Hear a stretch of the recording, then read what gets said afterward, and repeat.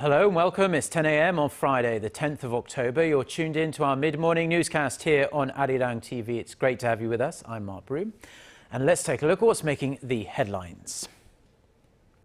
A draft UN resolution on North Korea's human rights issues calls for referring the country's leader, Kim Jong-un, to the International Criminal Court for crimes against humanity. North Korea has demanded Seoul block the cross-border spread of anti-Pyongyang leaflets by activist groups, warning it will retaliate against such acts. Plus, Hong Kong's government cancels a meeting on Friday with pro-democracy leaders after they vow to intensify their protests. The protesters want a fully free vote on elections due to be held in 2017. Our top story this morning, the European Union has reportedly submitted a draft resolution to the United Nations seeking the referral of North Korean leader Kim Jong-un to the International Criminal Court for crimes against humanity. Our Connie Kim starts us off. For the first time, it appears the United Nations is inching closer to referring North Korean leader Kim Jong-un to the International Criminal Court over the regime's human rights violations. A UN diplomatic source said that a draft resolution on Pyongyang's human rights abuses was circulated behind closed doors on Wednesday. The proposed resolution, written by the European Union, would need to be approved by related UN councils and the General Assembly to go into effect. The development is months in the making. Back in February, the UN Commission of Inquiry on Human Rights in North Korea reported on widespread, systematic and gross violations being carried out in the north, ranging from forced labor and systematic torture to executions. A month later, the UN Human Rights Council adopted a resolution in support of the report, which was followed by an unofficial UN Security Council meeting on the matter. At a rare session on the human rights issue Tuesday, the North Korean delegation at the UN dismissed the allegations as an attempt by the United States to topple their regime. While the delegation denied the existence of prison camps in the north, they did for the first time acknowledge that they run labor camps. Connie Kim, Arirang News. And North Korea is demanding that Seoul block the cross-border spread of anti-Pyongyang leaflets by activist groups here in the south, warning that it will retaliate against such acts. Watchers say they believe Pyongyang is attempting to turn the screw on the South Korean government to position itself in a good position ahead of planned high-level inter-Korean talks. Our Son Jong-in reports. North Korea has strongly criticized the South Korean activist group's plan to fly anti-Pyongyang leaflets across the border on Friday, as the day marks the founding anniversary of the North's ruling Workers' Party. North Korea's agency in charge of inter-Korean relations says that if Seoul does not stop the fighters of Free North Korea from going ahead with their plans, relations between the two Koreas could crumble.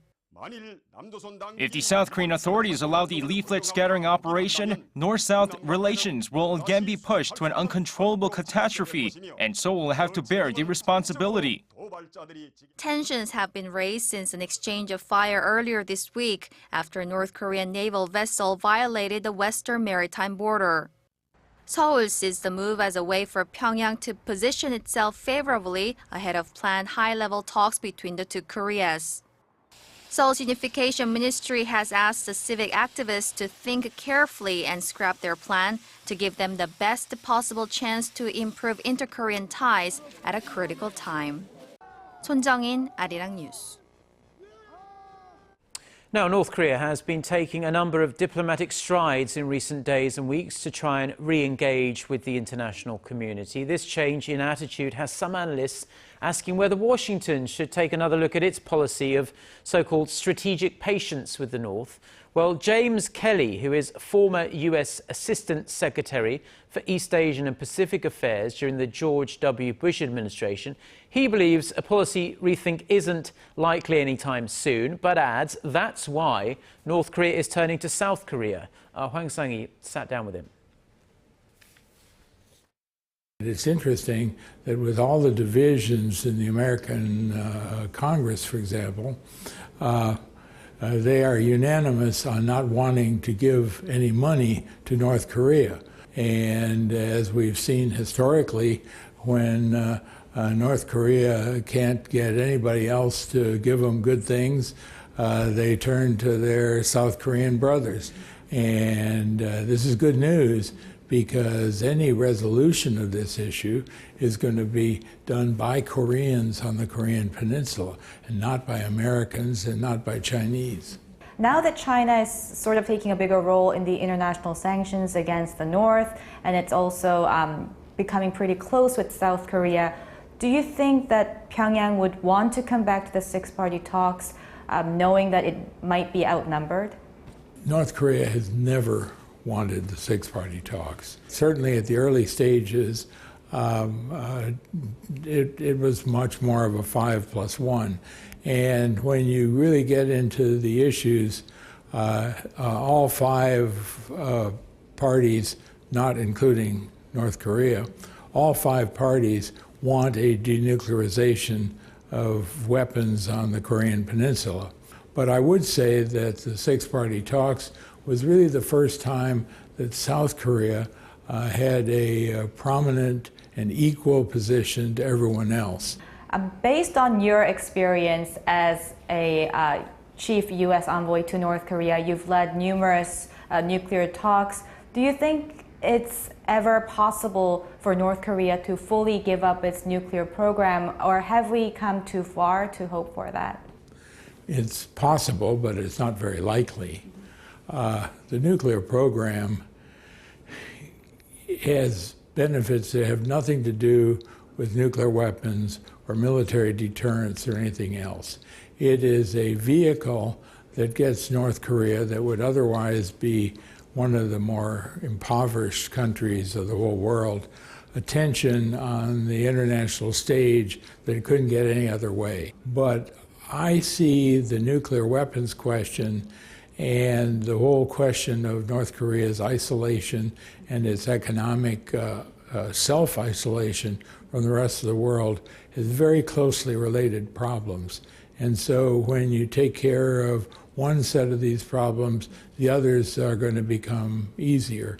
If North Korea becomes seriously involved in world trade and interactions with other countries, it's going to be less interested in boasting about nuclear weapons that it may or may not have. Thank you, Mr. Kelly, for your time today. You're welcome. Thank you. Pleasure to be here. That was our Hwang Sang-hee speaking with former US official James Kelly there about North Korea and its nuclear program. Now, in the rest of the day's news, the Japanese government reportedly believes it'll be difficult to come up with a breakthrough policy to resolve the issue of wartime sex slavery. According to a report by the Nihon Keizai newspaper on Thursday, this response came during Korea and Japan's vice ministers meeting earlier this month, as well as the two countries' foreign ministers meeting last month. On a related note, Japanese lower house member Koichi Hakiuda, who serves as a special advisor to Japanese Prime Minister Shinzo Abe within the ruling Liberal Democratic Party, said earlier this week in a TV news show that Tokyo does not intend to review the Kono statement as it has finished its role. The Kono statement is an apology issued back in 1993 by a former Japanese chief cabinet secretary to the tens of thousands of women, most of them Korean, who were forced into sexual slavery by the Japanese military in the early 20th century. And the Japanese government has slammed Korean prosecutors' decision to indict a Japanese reporter on charges of defaming President Park Geun-hye. Speaking at a press conference on Thursday, Japan's Chief Cabinet Secretary Yoshihide Suga said freedom of the press should be respected and that the indictment was far out of the norms of the accepted wisdom in the international community. He also said the move would damage the two countries' ties. Now, Tatsuya Kato, the head of the Seoul bureau of Japan's Sankei Shimbun newspaper, was indicted on Wednesday on charges of making false claims in an article in August about the president's whereabouts and activities on April 16th, the day of the Seoul-ho ferry disaster. Said that a team of South Korean Get connected to Korea and the world. Join us every weekday for the latest developments out of Korea, Asia, and beyond. On air, on your mobile, and online, we lead the way every day. ARIRANG News. To try and resolve the crisis in Ukraine, the European Union also offers 50 Now, in domestic political news, Korea's main opposition party has a new floor leader. Woo Yoon-gun will lead the New Politics Alliance for Democracy for at least the next 6 months or so at the National Assembly. But, as our Ji Myung-gil reports, he's going to have a lot on his plate. Three-term lawmaker Woo Yoon-gun was picked as the next floor leader of the New Politics Alliance for Democracy on Thursday. Woo, who is considered a moderate, enjoyed the support of party members loyal to former President Roh Moo-hyun, who hold a majority of the main opposition's 130 seats in parliament. We will strive for balance and rationality within the party. All of our 130 lawmakers will negotiate with the ruling party and towards becoming a powerful main opposition. We will do our best to communicate with the people. The 57-year-old lawmaker walks into a position fraught with challenges. He'll need to bridge the factional divides that have emerged in the party while preparing the party for its convention early next year, where a new party chairman will be selected. He'll also need to win back the support of the people. Under the leadership of former floor leader Park Young-sun, the main opposition's approval ratings have dipped to 19%. Park stepped down last week over her handling of negotiations on a special bill designed to uncover the root causes of April's ferry disaster. Woo, the new floor leader, takes the reins during the middle of a parliamentary audit of the government. The ruling and opposition parties continue to haggle over at least one key issue, that being whether to summon the heads of Korea's conglomerates for questioning. The main opposition party says they should be, so they can be asked about labor disputes at their companies. The ruling Saenuri Party opposes the idea, arguing that it is not the National Assembly's place to intervene in labor disputes. Ji Myung-gil, ARIRANG News. Now, Finance Minister Choi Kyung-hwan says South Korea is one of the first economies to recover following the 2008 global financial crisis. Speaking at an investor relations meeting in New York on Thursday, Choi pointed out the Korean economy has been resilient to crises and is performing strongly in the new economic paradigm. He said the world economy was steadily recovering, but uncertainties linger. Addressing over 200 foreign investors and representatives from key global financial institutions, the Korean finance minister said the government plans to pour tens of billions of dollars into the economy with the aim of raising Korea's growth rate for next year to 4%, up from 3.7% forecast for this year. Now, exciting times for Korea and in particular Busan, because in just over 1 week's time, representatives from nearly 200 countries will converge on Korea's southern port city for the 2014 meeting of the International Telecommunications Union. Now, this is an organization with a long history, and it's under the umbrella of the United Nations, so it's an extremely important union here. And it's the first time, in fact, that Korea is hosting this conference after joining the group more than 50 years ago. Our Song Ji-son reports. It is the world's oldest international organization, originally established to promote cross-border cooperation in wire telegraphs. It is now high-tech, with an agenda that extends to managing satellite orbits. But advanced technology is no longer the only concern for the 193 countries that participate in the ITU plenipotentiary. Narrowing the information gap between nations is one task, as is sharing ICT policy experience and directions that a common vision for the future by discussing issues like cybersecurity and child online protection.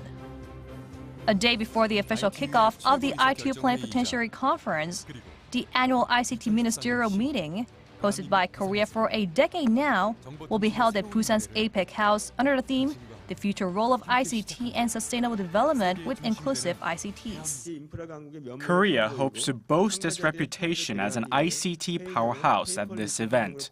It will be a completely paperless conference where all participants will receive updated information on their tablet PCs and smartphones throughout the sessions.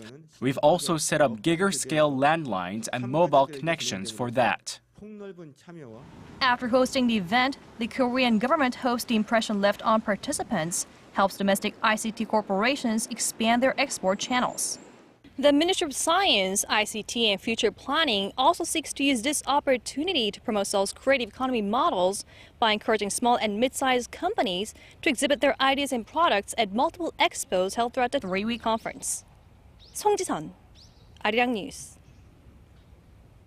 French novelist Patrick Modiano has won the coveted Nobel Prize for Literature.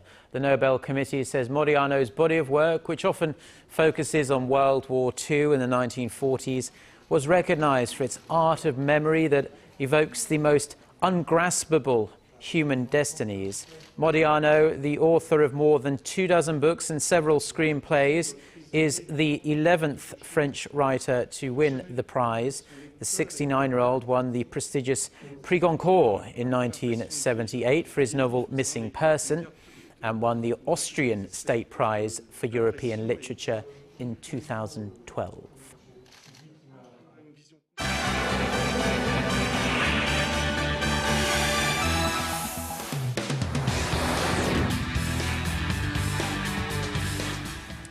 Now it's time for a look through the international headlines we're following on this last day of the work week, Friday morning. For that, we turn to our Eunice Kim, standing by at the News Centre. Hello, Eunice. Good morning, Mark. The anticipated dialogue in Hong Kong between pro-democracy student activists and the high-level officials there in Hong Kong have now been called off, scrapped, for now at least. Yeah, that's right. Those talks, of course, were to happen today, but Hong Kong's #2 official, Chief Secretary Carrie Lam himself, announced yesterday that the government was canceling the meeting. He placed the blame squarely at the student leaders, whom he said had made remarks that had seriously undermined the basis for constructive dialogue in the past couple days. The student activists had called on supporters to return to the streets to take part in massive rallies on this Friday in an effort to place pressure on government officials. This, as a political bombshell of sorts, has hit the territory's chief executive, C.Y. Leung. An Australian media outlet had initially reported that the leader accepted more than $6 million from an Australian engineering company, a payment that had not been made public. Hong Kong lawmakers are calling for a thorough investigation by the city's anti-bribery body, and Leung's office, though, has denied any wrongdoings, and as the Australian company involved insisted that it was not obliged to reveal that deal. Health officials in Australia say a volunteer Red Cross nurse has tested negative to Ebola. Sue Ellen Kovac was placed under isolation at a hospital in Queensland Thursday after showing signs of a fever. The 57-year-old had recently returned from Sierra Leone, where she had actually treated Ebola patients for about a month. This, as heads of global bodies have been calling for a heightened Ebola response. At a World Bank conference in Washington, UN Chief Ban Ki-moon said the world needs a 20-fold resource mobilization to deal with the outbreak in West Africa, as World Bank President Jim Yong Kim warned that a failure to act risks nothing less than the future of Africa. And in Syria, the U.S.-led coalition has ramped up their airstrikes against Islamic State militants, continuing to press into the border city of Kobani. A senior local official said the jihadists were pushed out to the edge of the town after earlier reports had said they had control over nearly a third of the predominantly Kurdish area. The U.S. Central Command confirmed 5 airstrikes since Wednesday had hit 2 groups of fighters, as well as destroyed a support building and damaged managed a training camp. Earlier in the week, the Pentagon had said air support likely will not be enough to keep the town from falling into militant hands. Nearly 200,000 people have been forced from their homes in Kobani in the weeks riddled with violent clashes there.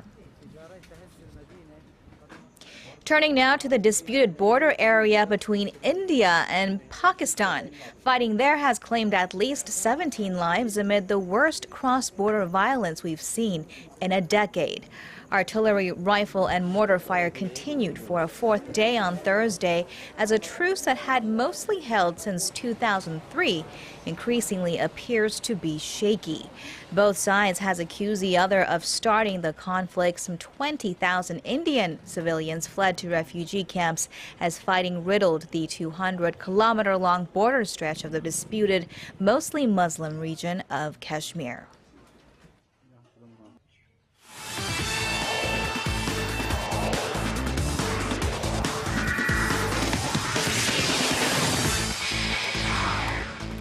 And TGI Friday, everyone, as we kick things off in football, where the Korean national football team is set to face off against Paraguay later tonight. And for manager Uli Stilicke, it's a big match considering it's his managerial debut with Korea.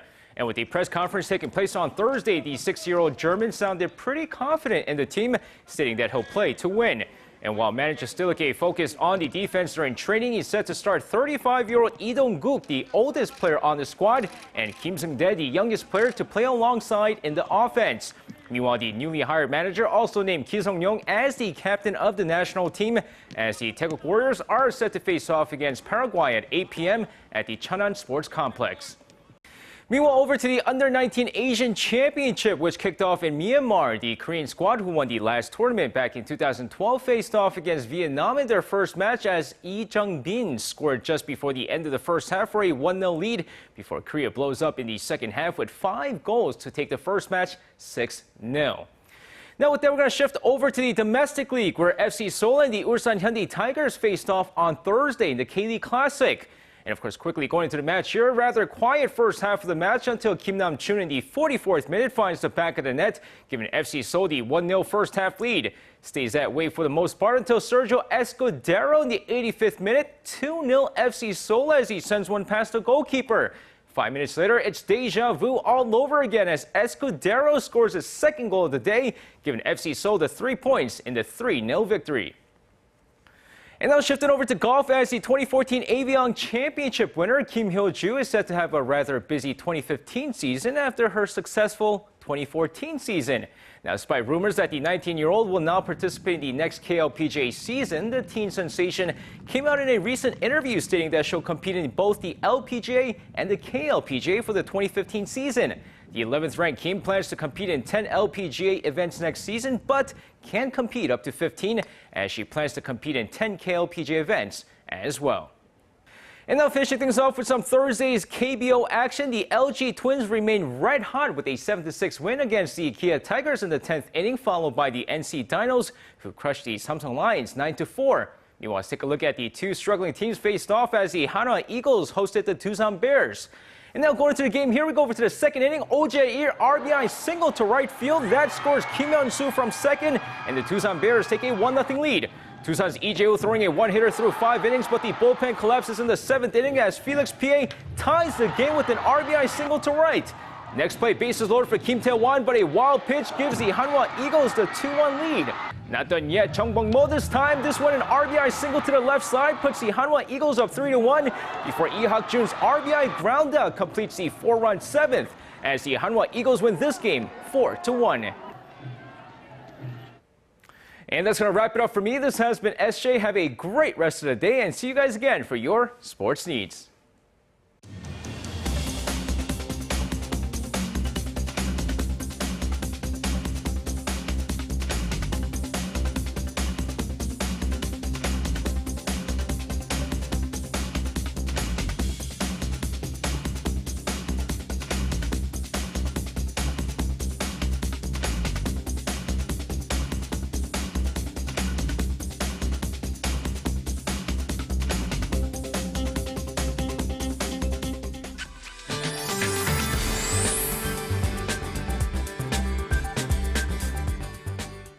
Good morning. We're having another cool and breezy morning today, but afternoon highs should be warmer than yesterday, with highs peaking to mid to upper 20s in many regions. So yes, big temperature gap will continue. Over 10 degrees Celsius difference between lows and highs will be seen in many areas. So please dress accordingly to avoid catching a cold. And lots of autumn sun is in store for us today, but due to the easterly winds, people in the east could see light precipitation of up to 5 millimeters during the day. Also, 19th typhoon of the season, Bongfong, is approaching to southeast of Okinawa, Japan. So strong gusty winds are in store for the southern regions and Jeju into tomorrow. So if you plan to be in those areas for next couple of days, please be aware. With that in mind, let's take a closer look at the readings for today. Now, the daytime high in the capital will soar to 27 today, while Daegu and Gwangju will peak at 26 and 28, and Busan tops out at 25 this afternoon. Now, for other regions, Jeju Island and Daejeon should see highs of 23 and 27, and Dokdo peaks at 20. But that's all for me at this hour, and let's send it back to Mark in the studio. Thank you very much, Jion, for the weather update there. And that's going to do it for us. Have a fabulous day and a great weekend. And thanks ever so much for watching. I'm Mark Broome, and I'll be back with Ojin Ju at noon Korea time. Until then, goodbye.